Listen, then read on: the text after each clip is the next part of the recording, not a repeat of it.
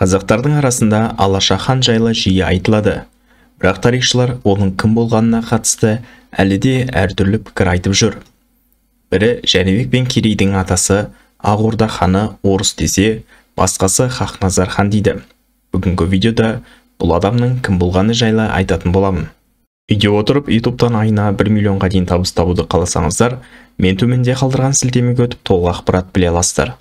Кез келген тарих расталу үшін жазба дерек қажет екенін ескерсек, ол жайлы бізге шынайы деректер келіп жетсе де, өкінішке орай оны әлі ешкім елеп бағаламады.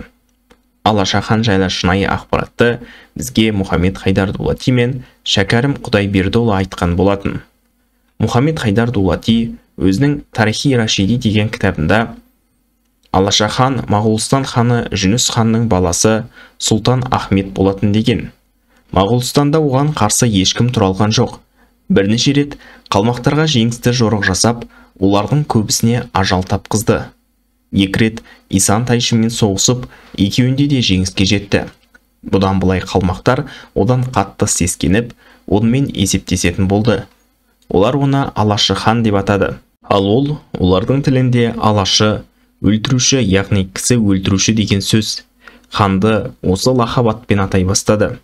Қазіргі кезде оны Алаша хан дейді. Мирхонд пен Хомдамир Харави тарихында және басқа кітаптарда да Алаша хан деп жазылған деп түсініктеме берді. Сол секілді Шәкәрім Құдайбердіұлы да түрік, қырғыз, қазақ һәм хандар шежіресі деген кітабында Ахмет хан қазақтың жараулысын 3-ке бөліп, ұлы жүз, орта жүз, кіші жүз деп қалмақты шаба берген соң, қалмақтар Ахмет ханды Алашы қойыпты. Мағынасы жан алғыш дегені. Оны естіген соң, Ахмет хан қалмақ бұлатты қорыққан соң қойды. Енді қалмақты шапқанда алашылап шабыңдар деген соң, қазақтар алашылап шауып, сол қазаққа ұран болыпты. Алаш болғанда, Алашы хан болғанда, қалмаққа не қылмадық деп мақтанатыны сол деп жазды. Яғни, бұл айтылып отырғандар еш қиындықсыз Алаша хан деген кім екенін ашып береді. Алаша хан 1465-1504 жылдары өмір сүрген Моғолстан ханы. Ол Есенбұғаның бауыры Жүніс ханның баласы. Ол кезде қазақтар Ноғай ордасы, Қазақ хандығы, Сібір хандығы, Астрахан хандығы, Моғолстан секілді әр хандықта бөлініп жатқан етін. Моғолстандағы қазақтар қазірге оңтүстіктегі Жамбыл облысынан бастап Ташкент, Қырғызстан және Шығыс Түркістанның біраз жерлеріне дейін иелік етіп өмір сүрді. Ол кезде қырғыздар бұл жаққа әлі келмеген етін. Моғолстан халқын Дулат, Үйсін, Албан және басқа да тайпалар құрады.